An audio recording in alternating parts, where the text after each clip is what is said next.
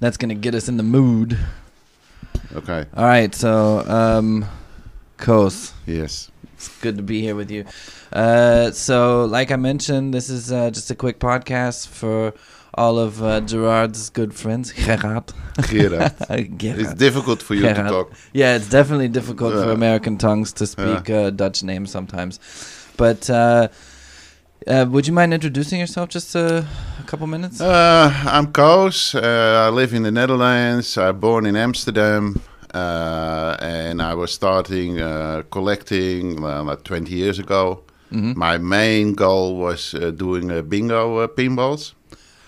That's my main thing. And with that, we had the same problem with old pinball collectors. The backglass is always bad. Yeah. And that's why when I said, okay, I'm start to make new backglasses for my pinballs, for my bingo pinballs. So you started doing it for yourself? Yeah. Okay. And then we were on a show every year. And last year we were on that show. We decided to make one pinball backglass. And that was the Kiss from 1980. Yeah. And then everything, people get mad because they never saw a new Kiss backglass because I make the real mirror. Yeah. And that was something special. So it was only for showing. Yeah. But then that weekend, man, was incredible. It was. That's what happens when you show people what you can do. Anymore. I had no voice, nothing. And then people asked me, "Yeah, can you do it also for me? And can you do it, please, please, please?" And that's why it happened. So so it started. And so now you're making custom backglasses, or do you make them in series? No, I'm making one-offs. One-offs? Yeah, and never a series. I can make series, but it's not interesting. Okay. It's people want one backglass. Yeah. And that's what I can do now. I can make one mirrored backglass. Yeah. And I don't need to make a whole series. Yeah. And what the latest years we do now is to make old pinballs. Yeah. Like the old Sterns. Yeah. Now we make that glasses with extra mirror in it. Okay. And that looks so beautiful. And people in America, the special collectors, they want to have to collect the old Sterns. Yeah. Yeah, they're really mad about it. And we can make one-offs for every glass I want. Okay, and so now is this a business of yours now, or is this no? Still something It's you're not just a doing business. as a I hobby? work at the university. Yeah. That's my normal job.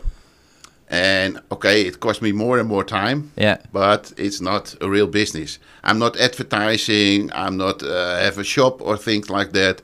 If people ask me, maybe I'll do it. Maybe I do it. If I like you and you ask it nicely, I want to do it. Okay. I'm not interested to do it as big business. But how are you doing? I mean, are you an artist, or is it? No, I'm not an artist. I'm a technician. Okay. On the university, I'm a technician for psychology. And I make all kind of things for experiments. Yeah. And what I see and what I want to make, I'm going to make it. Yeah. And that's how this started. And because the mirror in the old bingo pinballs, that's the most thing you want. Yeah. And I said to my friend, to my buddy, I'm going to make it. And it took me 5-6 years. And then I could make real mirror. So you experimented with it. You figured out how to do it. You tried figured out everything. how to shape it. I tried first all kind of foils and things like that. But a foil, it's shiny. But it's never a real mirror. Like, that's a real mirror. Yeah. But it's shiny. And what I like, I'm a crazy person. Yeah. If I want something, I'm going to do it. You're going to do it right. And at the end, I saw a program, I don't know. And then I saw it with chemicals, you could do it again. So I do the old-fashioned way. I first make a mirror and then cut things out and then colors over it. And then you get the new backglass, but with real mirror. And now I can mirror on pixel stage. Okay.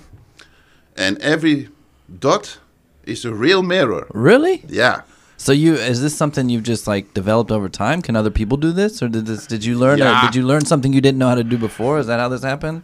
Everybody can do it. Yeah. But you need to learn how to do it, and there is no guide how to do it. Yeah. So you have to experiment yourself to come to that goal. And in the first mirror, it took me a whole day to make one mirror. Okay.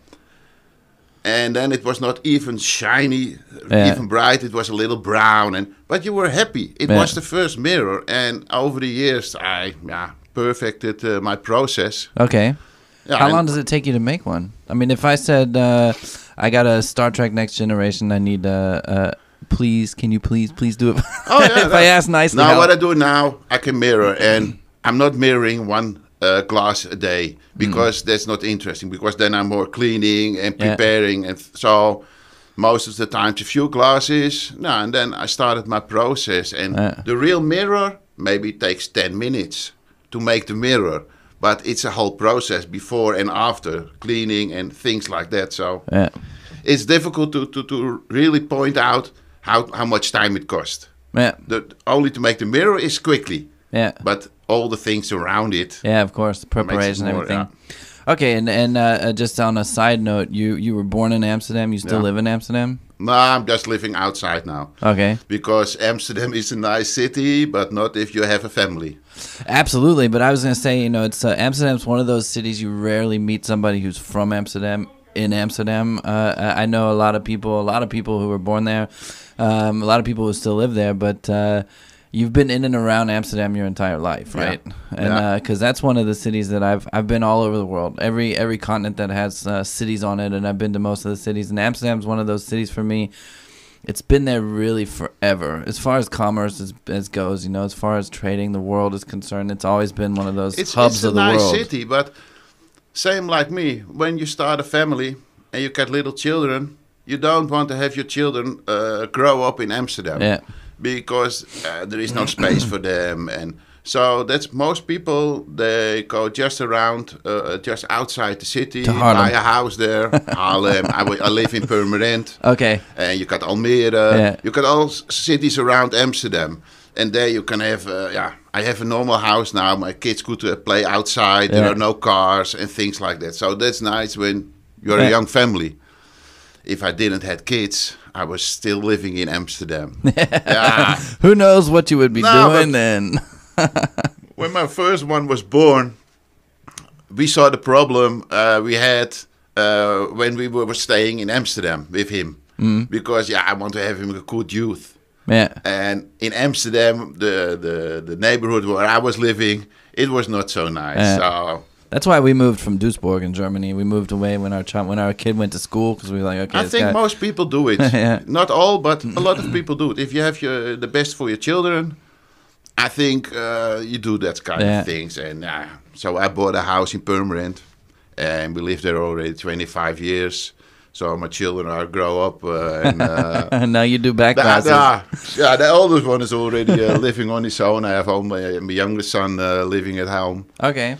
And for the rest, I have my shop. I have my shop, and I do my things. And do you collect? I mean, you collect the bingo machines. I have. For me, the bingo machines are what they used to call like gambling machines. That's where it's a gambling machine. It's just a straight up gambling machine, right? Yeah. And that's most people think when they see it for the first time. They think, it's a pinball machine, and they're looking for the buttons for the flippers. And they say, no, it's a gambling machine. Yeah. And that's difficult for some people to understand. Yeah. I like all machines. I have around 26 machines at my place. Really? Yeah. So they're not all bingo machines. You actually have some flipper machines. 10 bingo pinballs standing, working. I have 10 normal pinballs standing there. And then I like shooting games, golf games, and all kind of things. And okay. It's a little more and more, and you stop when you are out of space. Yeah, and then you get more space. I have around 70 square meters. Okay. And it's really That's pushing it with that many machines. Yeah, it's and I have a few standing waiting in storage. Waiting for your son to move out. Now to be restored. Okay. I bought a nice honkbal game. Okay. I like to restore, and I just bought Derby Day. Okay. Derby Day is a Japanese game. It's a very rare game. Okay. It's like pachinko. Yeah. And with horse running around. And actual mechanical horse. Yeah, it's a mechanical gambling machine. Nice. And because in Japan it's not allowed to win money, what they did, you win a prize. Okay. And next door to the gambling hall, there was a little shop. And the owner of the shop is also the owner of the arcade. So he would buy the prizes? Yeah, that's how they do it. So you got a prize out of the machine, you walk to the other shop, and the prize already fixed, and you get your money for it. That's amazing. And the present goes back to the arcade. Now it's still working like that. Yeah, I bet. There's always loopholes. There's always loopholes for gamblers. It's not allowed to give prizes or to give money. So they give you a prize, and that can be anything. Yeah. And then you sell your prize for a fixed amount at the shop next door. Yeah. I didn't know that. It's a cool story. It's true. And I have the two machines. It's a derby day, and a bit another one. I have both of them. Okay. Well, to round this out, I'm asking everybody or most people a question. Let's see if you have an answer for it. But if you could just snap your finger and you had a machine themed like you would want it, what theme would you take for a pinball machine? For a pinball machine? Yeah. I like the Toy Story, but then not the Toy Story 4. You want to see Toy Story 1? Yeah. That's exactly what my son said when he saw Toy Story 4. Because I was raised, when my children were young, I have to watch Toy Story many, many times. Yeah. And Toy Story 1, I love it. Yeah. And the sounds and things. And now they make a pinball. I was really happy. I was thinking, maybe I buy it. But then I saw it was Toy Story 4. Nobody knows the movie. Yeah. And the people who buy the pinballs are people from 40, 50, 60 years old. Yeah. They know the first movie, but they don't know Toy Story 4. So that's, it's a missed chance. Okay, well, it would be a good chance for sure. That's a great answer. And then one last thing. You seem to be a friend of Gerard. Yeah, Gerard. Gerard.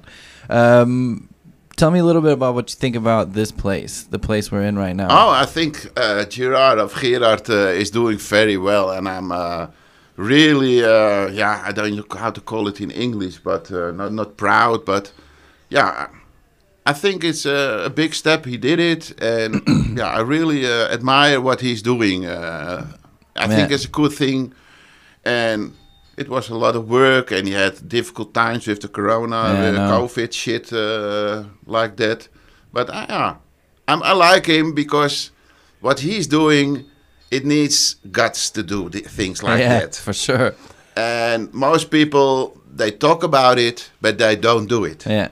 And he did it. And this place is and it's I've really been into cool. the old museum. I wasn't there, unfortunately. That was nice, but I hope he can stay here because this is fabulous. And only he needs, I think, more time to get more people to come to here more often.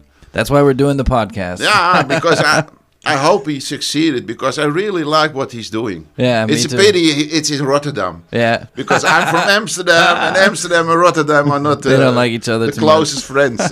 Well, that's always the say same. It nicely. Neighbors never like each other too much. No, but Amsterdam and Rotterdam is a special thing. Yeah, and I have the same thing. In Rotterdam, they never talk about Amsterdam. They only say 020. Because the phone number? Yeah, the phone number starts from Amsterdam with 020. The damn they 020s. They can't say Amsterdam. They always say, he's from 020. Okay, so it's deep seated between the two. Yeah, very deep. All right. It's a footballer. I bet, yeah. But go Ajax. Ajax. But anyway, it was great having you in here. I appreciate it. Okay, and, you're welcome. Since you're definitely a friend of the museum, I'm sure we're going to be talking in a podcast again. Yeah, because, and if you're ever in the neighborhood of Permanent, you're always welcome to visit me. That's perfect. I want to play a bingo machine. I want to gamble with you. We're gonna. Do you ever take your buddies down? It's a different thing, and I like it. And for me, it was bingos when I was 10 or 12. I came to a gambling hall and we played pinball. Yeah. And then there were a row of pinballs machines standing. And behind there were all gambling people. And you were not allowed to even come close to a machine. Then they were shouting, and go away, go away. And that makes an impression. Yeah. So for me, it was always, that must be something interesting. And so that stayed always in my life. And only when you're getting older and had the possibilities when I bought my house, then it was possible for me to buy my first bingo. Well, that's really cool. All right, I'll talk to you soon. Thank you very much. Thank you. Bye.